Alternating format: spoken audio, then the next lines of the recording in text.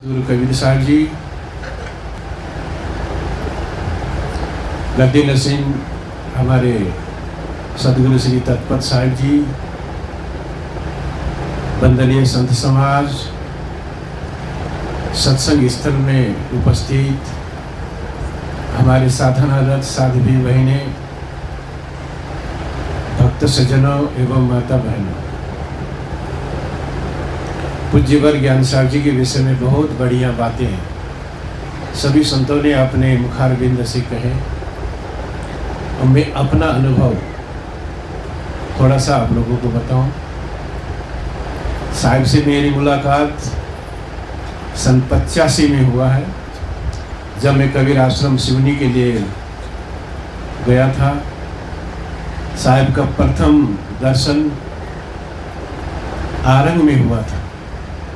3 दिवसीय कार्यक्रम था आरंग में, वहीं से साहब का हमारा दर्शन फिर बीच बीच में होता ही रहा। हमारे पास जो भी साहित्य होते थे ओसो के सब साहब मांग लेते थे। शिवम जी, मैं ये कार्य यहाँ छत्तीसगढ़ में जब तक रहूँगा वो पुस्तक पढ़ के फिर आपको दे दूँगा। तो साहब आप ओशो की पुस्तक पढ़ लेते हैं। अरे ओशो भारत का कोहनूर है, जो समझे वही उसको समझ सकते, तो दूसरा नहीं समझ सकते। ऐसा बहुत बढ़िया अध्ययनशील महापुरुष, प्रवक्ता तो थे ही साहब। और एक विषय साहब की बहुत बड़ी विशेषता आप लोगों को बता दूं। विद्वान संसार में बहुत होते हैं, विद्वान की कोई कमी नहीं। एक नेता से लेकर, एक चपरासी से लेकर, एक महापंडित, वो सभी प्रवक्ता है। लेकिन साथ साथ में एक ऐसे गुण था साहब जी के भीतर, वो प्रवक्ता विद्वान ही नहीं, वो एक हृदयवान भी थे। बोलो सदगुरुदेव को।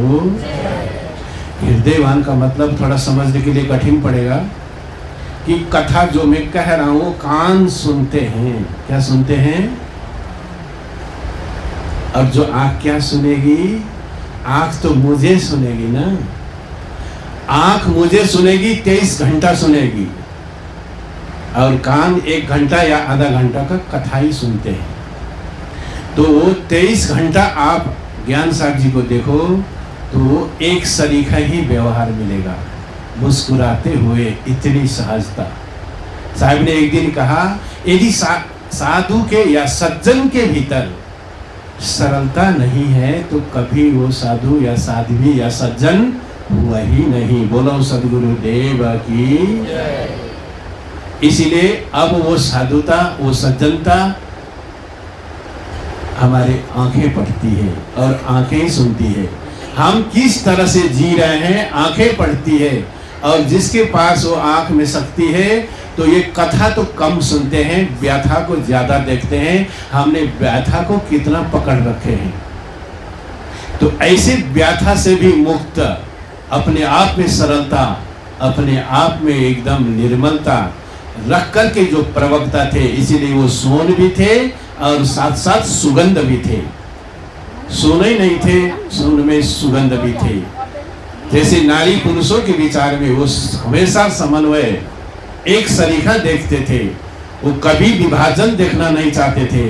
नारी और पुरुष जब समरूप में होंगे, तो मैंने कहा साहब वो समरूप कैसा होगा? कबीर साहब जी ने तो कहा, सुंदरी न सोवै सनकादिक के साथ, कबहू का दाग लगावे काली हाड़ी हाट। इसका अर्थ आप क्या देंगे साहब? इतना गजब सटीक साहब ने उत्तर हमको दिए। कबीर साहब ने ये नहीं कहा कि साध्वी न सोवै सनकादिक के साथ, ये नहीं कहा साहब ने। साहब ने सुंदरी कहा। सुंदरी जगत की होती है, माया भी होती है, और कामता और वासनावत होती है। और जो साध्वी होती है उस मरे हुए जिंदगी से जागे हुए होती है। और उसको हम ये नहीं कह सकते कि सुंदरी, वो साधी भी है, वो बरोबर रह सकती है, एक साथ रह सकती है, और रह करके स्त्री और पुरुष दोनों की जिंदगी को उज्जवल कर सकती है। तो हमारे काठमांडू का उत्तर दिए साहब ने। मैं काठमांडू बार बार जाता हूँ। काठमांडू के तीनों आश्रम में साध्वी हैं, सुंदरी नहीं है, साध्वी है। जहाँ संत भी हैं, ये भी ध्यान रखिए, केवल साध्वी नहीं, यहाँ संत भी है और साध्वी भी है। बढ़िया व्यवहार, साफ सफाई, प्रेम मर्यादा कितना अच्छा चल रहा है। सुबह जहां पहुंचेंगे वहां जलपान तैयार। और जहां केवल साधु साधु होगा तो थोड़ा सा वहां का परिस्थिति भी हमने पढ़ा है। इसलिए दोनों की जरूरत है, शांत हो साध्वी हो, मर्यादा साधना में रहकर चाहे किसी भी आश्रम में कहीं भी रहे बढ़िया रहे। आज मैं उत्तर देता हूँ, उदाहरण देता हूँ ओम शांति का। आज ओम शांति को थोड़े समय में इतने आगे बढ़ गए क्यों? भाई और बहन बन के वहां रह रहे हैं, एक दूसरे का सहयोग बरोबर है, एक ही साथ है, एक ही आश्रम है, लेकिन साथ साथ रह रहे हैं और रह रहे हैं। उन्नति देखो, आज 200 राष्ट्र में उनका प्रचार है, एक नहीं। भले शिव बाबा को मानते हैं वो अलग बात, व्यवहारिक जगत में स्वर्ग बना के जी रहे हैं। और यही हमारे पारक सिद्धांत में भी होनी चाहिए। बरोबर रहे, बरोबर उन्नति करें, एक दूसरे का सहयोग करें। हंसन नारी पुरुष है, ये सब काल को फन। ये तो सदगुरु महापुरुष सदगुरु कबीर साहब जी का विचार है। पंडित देखो हृदय विचारी, को पुरुषा को नारी। पहला ऐसा बोलने वाले मानव समाज में तो कबीर है। कबीर नहीं कहा कि हंसन नारी पुरुष। पंडित का मतलब बुद्धिवान के लिए कहते हैं साहब, जो बुद्धिमान, किन्हीं बुद्धिवानों ने भेद करके रखा है।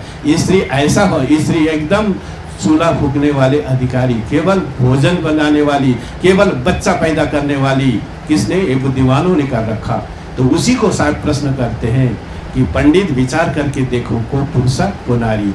ऐसे महान बिकुल फूकने वाले कबीर साहब के विचार थोड़ा सा अभी कमी है हमारे पास में। वो कमी यदि पूरा हो जाए तो पारक सिद्धांत भी एक उज्जवल भविष्य लेकर जीवन के महान जो स्वरूप स्थिति कहो या मुक्ति कहो, निर्वाण कहो, परम आनंद कहो, शांति कहो, वहाँ पहुँच सकता है।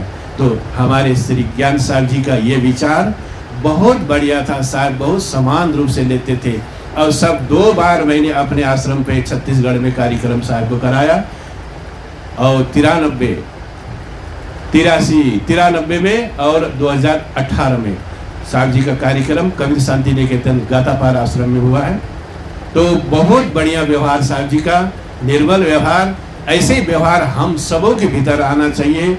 हम लोग साहब जी के कहीं चरण के रज भी नहीं है। जितना साहब मुस्कुराते, जितना सरल व्यवहार देते, जितना प्रवचन बोलते, वैसे वो जीते भी और वैसे वो कहते भी।